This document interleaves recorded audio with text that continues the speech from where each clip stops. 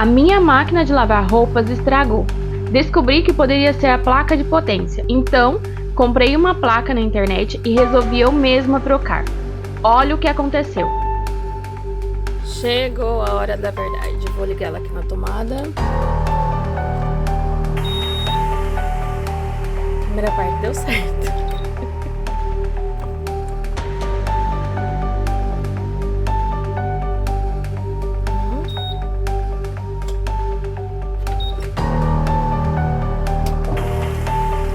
Só tem uma coisa que eu descobri aqui. O nível de água dela não tá funcionando. Vou ter que trocar a peça daqui também.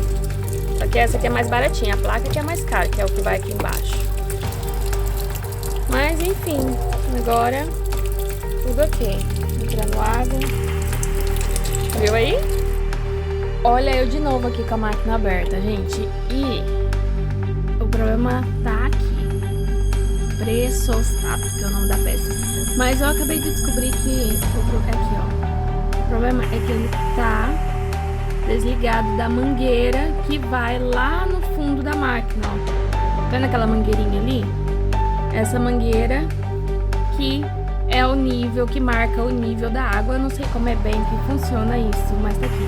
Os terminais estão conectados.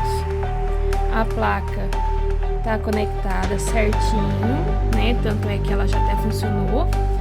E agora eu vou ligar a mangueira ali pra descobrir se é isso mesmo. Vamos lá, né?